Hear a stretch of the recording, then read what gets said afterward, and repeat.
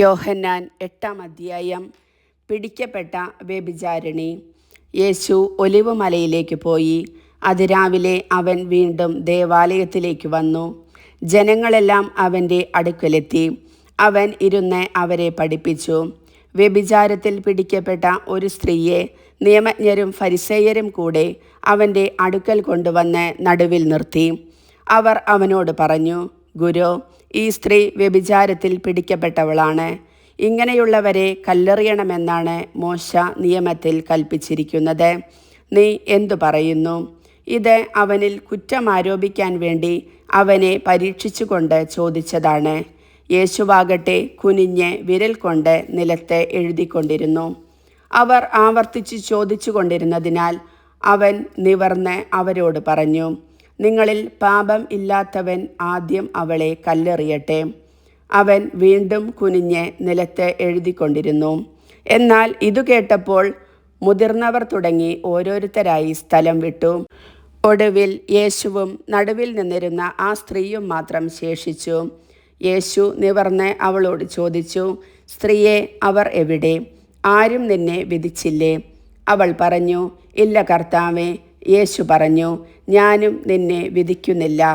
പൊയ്ക്കൊള്ളുക, ഇനിമേൽ പാപം ചെയ്യരുത്. യേശു ലോകത്തിൻ്റെ പ്രകാശം. യേശു വീണ്ടും അവരോട് പറഞ്ഞു, ഞാൻ ലോകത്തിൻ്റെ പ്രകാശമാണ്. എന്നെ അനുഗമിക്കുന്നവൻ ഒരിക്കലും അന്ധകാരത്തിൽ നടക്കുകയില്ല. അവന് ജീവൻ്റെ പ്രകാശമുണ്ടായിരിക്കും.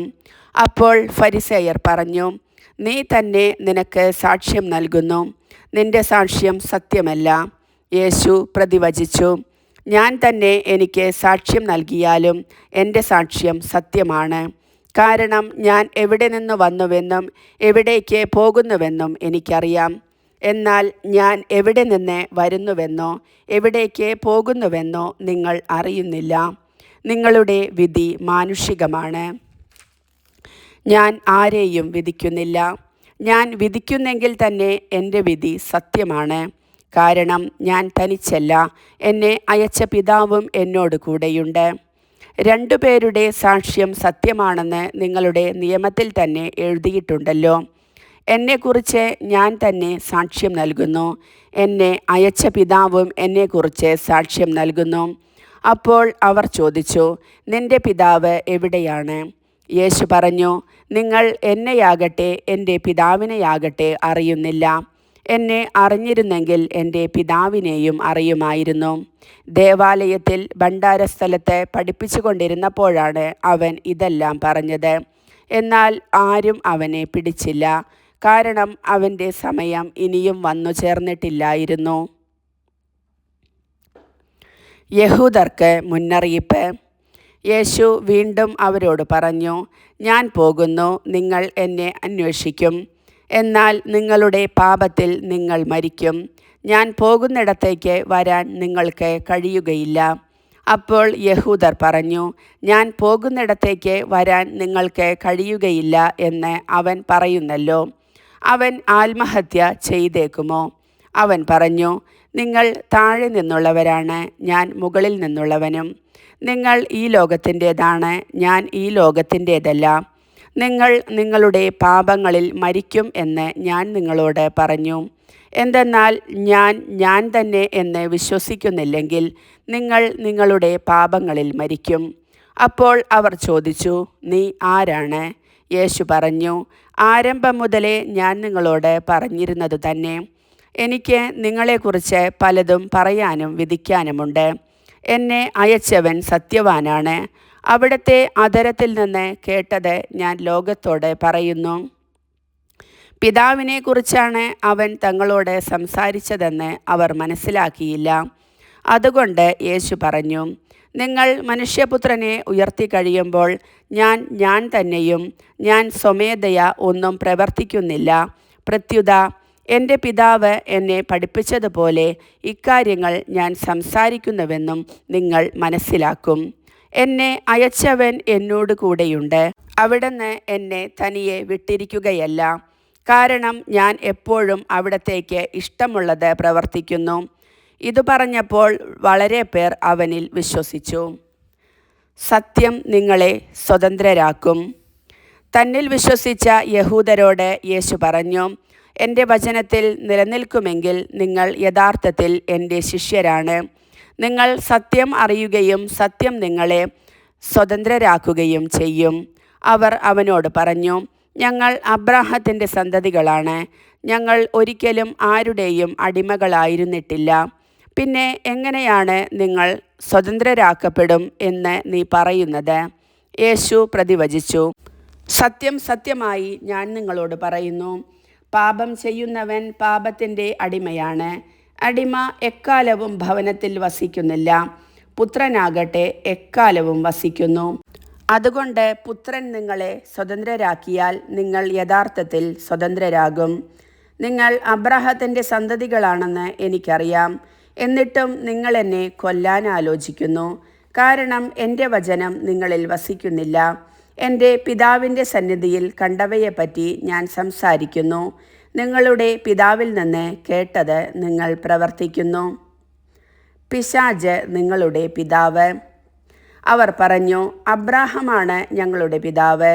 യേശു അവരോട് പറഞ്ഞു, നിങ്ങൾ അബ്രാഹത്തിൻ്റെ മക്കളാണെങ്കിൽ അബ്രാഹത്തിൻ്റെ പ്രവർത്തികൾ ചെയ്യുമായിരുന്നു. എന്നാൽ ദൈവത്തിൽ നിന്നു കേട്ട സത്യം നിങ്ങളോട് പറഞ്ഞ എന്നെ കൊല്ലാൻ നിങ്ങൾ ആലോചിക്കുന്നു. അബ്രാഹാം ഇങ്ങനെ ചെയ്തിട്ടില്ല. നിങ്ങൾ നിങ്ങളുടെ പിതാവിൻ്റെ പ്രവർത്തികൾ ചെയ്യുന്നു. അപ്പോൾ അവർ പറഞ്ഞു, ഞങ്ങൾ ജാരസന്തതികളല്ല, ഞങ്ങൾക്ക് പിതാവ് ഒന്നേയുള്ളൂ, ദൈവം. യേശു അവരോട് പറഞ്ഞു, ദൈവം ആണ് നിങ്ങളുടെ പിതാവെങ്കിൽ നിങ്ങൾ എന്നെ സ്നേഹിക്കുമായിരുന്നു. കാരണം ഞാൻ ദൈവത്തിൽ നിന്നാണ് വന്നിരിക്കുന്നത്. ഞാൻ സ്വമേധയാ വന്നതല്ല, അവിടുന്ന് എന്നെ അയച്ചതാണ്. ഞാൻ പറയുന്നത് എന്തുകൊണ്ട് നിങ്ങൾ ഗ്രഹിക്കുന്നില്ല?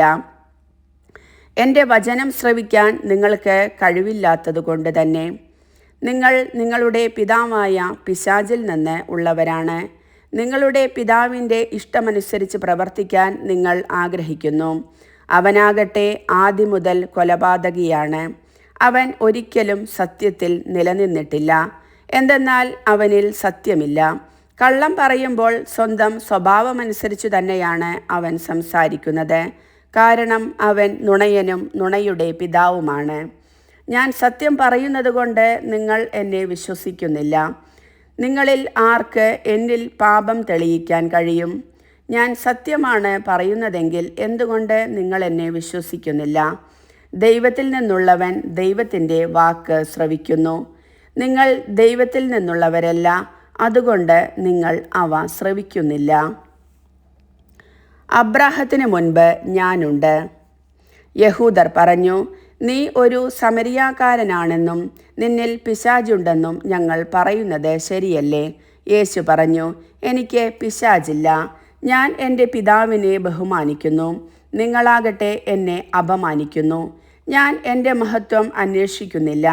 അത് അന്വേഷിക്കുന്നവനും വിധികർത്താവുമായ ഒരുവനുണ്ട്. സത്യം സത്യമായി ഞാൻ നിങ്ങളോട് പറയുന്നു, ആരെങ്കിലും എൻ്റെ വചനം പാലിച്ചാൽ അവൻ ഒരിക്കലും മരിക്കുകയില്ല. യഹൂദർ പറഞ്ഞു, നിനക്ക് പിശാചുണ്ടെന്ന് ഇപ്പോൾ ഞങ്ങൾക്ക് വ്യക്തമായിരിക്കുന്നു. അബ്രാഹാം മരിച്ചു, പ്രവാചകന്മാരും മരിച്ചു. എന്നിട്ടും എൻ്റെ വചനം പാലിക്കുന്ന ഒരുവനും മരിക്കുകയില്ല എന്ന് നീ പറയുന്നു. ഞങ്ങളുടെ മരിച്ചുപോയ പിതാവായ അബ്രാഹത്തേക്കാൾ വലിയവനാണോ നീ? പ്രവാചകന്മാരും മരിച്ചുപോയി. ആരാണെന്നാണ് നീ അവകാശപ്പെടുന്നത്? യേശു പറഞ്ഞു, ഞാൻ എന്നെ തന്നെ മഹത്വപ്പെടുത്തിയാൽ എൻ്റെ മഹത്വത്തിന് വിലയില്ല. എന്നാൽ നിങ്ങളുടെ ദൈവമെന്ന് നിങ്ങൾ വിളിക്കുന്ന എൻ്റെ പിതാവാണ് എന്നെ മഹത്വപ്പെടുത്തുന്നത്. എന്നാൽ നിങ്ങൾ അവിടത്തെ അറിഞ്ഞിട്ടില്ല, ഞാനോ അവിടത്തെ അറിയുന്നു. ഞാൻ അവിടത്തെ അറിയുന്നില്ല എന്ന് പറയുന്നെങ്കിൽ ഞാനും നിങ്ങളെപ്പോലെ നുണയനാകും. എന്നാൽ ഞാൻ അവിടത്തെ അറിയുകയും അവിടത്തെ വചനം പാലിക്കുകയും ചെയ്യുന്നു. എൻ്റെ ദിവസം കാണാം എന്ന പ്രതീക്ഷയിൽ നിങ്ങളുടെ പിതാവായ അബ്രാഹാം ആനന്ദിച്ചു. അവൻ അത് കാണുകയും സന്തോഷിക്കുകയും ചെയ്തു. അപ്പോൾ യഹൂദർ പറഞ്ഞു, നിനക്ക് ഇനിയും 50 വയസ്സായിട്ടില്ല, എന്നിട്ടും നീ അബ്രാഹത്തെ കണ്ടുവെന്നോ? യേശു പറഞ്ഞു, സത്യം സത്യമായി ഞാൻ നിങ്ങളോട് പറയുന്നു, അബ്രാഹാം ഉണ്ടാകുന്നതിന് മുൻപ് ഞാൻ ഉണ്ട്. അപ്പോൾ അവർ അവനെ എറിയാൻ കല്ലുകളെടുത്തു. എന്നാൽ യേശു അവരിൽ നിന്ന് മറഞ്ഞ് ദേവാലയത്തിൽ നിന്ന് പുറത്തുപോയി. കർത്താവിൻ്റെ വചനം.